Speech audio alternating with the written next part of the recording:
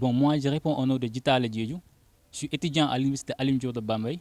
Tout d'abord, permettez-moi de saluer mes différentes confrères et homologues, notamment le président de Bignona, le président de l'université Alioune Diop de Bambey, le président aussi de l'université Cheikh Anta Diop de Dakar, le président de l'IGB, le président de Thiès.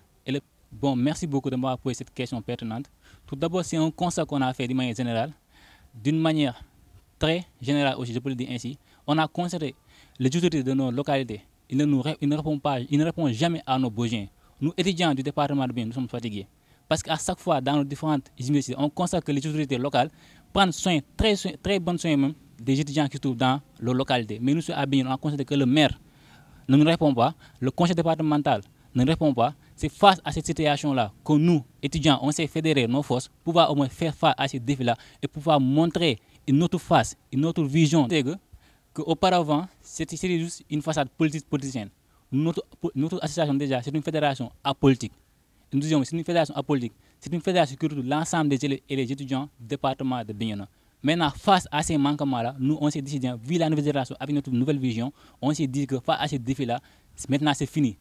C'est fini la corruption, c'est fini maintenant des promesses non tenues. Nous, sans l'aide de ces autorités-là, nous pensons bien aller très loin et nous allons le faire avec nos forces, avec nos méga moyens, on va le faire, on va réussir, Inch'Allah. Sur le volet social, le volet social, ça masse absolument tout. Rien ne va là-bas. Rien ne va. Les conditions pédagogiques, rien du tout. Aucun appui sur le volet pédagogique. Et nous, tout ça, nous avons quitté nos localités pour aller ailleurs. Première chose qu'on a besoin, c'est d'abord d'être assuré socialement. Si social ne va pas, le pédagogue ne pourra pas y aller. Et sur ces deux volets-là, je pense que les autorités devaient au moins venir en aide. Maintenant, nous disons bien, cet appel-là, je pense que c'est un appel solennel. Nous disons vraiment, tant attendu, maintenant c'est fini. Donc on va agir. Maintenant, l'idée, c'est de pouvoir collaborer avec eux. Maintenant, si au cas où nous on a longtemps tapé le port, ils n'agissent pas. Maintenant, nous, on va faire avec nos moyens. Maintenant, s'il vient, on va y passer, on va travailler ensemble. Et nous sommes jamais les corrompus aussi. Parce qu'à chaque fois, ils nous utilisent sous des fins politiques. Maintenant, c'est fini maintenant. Soit ils vont travailler sur des choses visibles, des choses qui vont permettre aux gens aussi de voir que le maire est en train de travailler. Beaucoup de promesses non tenues, beaucoup de choses, même pour le voir, ce sont des problèmes. Et nous avons mis à cette situation. Et nous appelons aussi un appel solennel à tous les parents d'élèves, à tous les chefs de village, à tous les chefs de quartier et les imams de participer, de comprendre que le cri de cœur, la conscience de faire, c'est un cri de cœur qui touche vraiment l'ensemble des étudiants. L'élève, pour qu'il devienne étudiant, il va falloir d'abord qu'il soit dans de très bonnes conditions. On a considéré aussi le taux d'échec. Le BFM, on a considéré Bignona est quasiment en retard.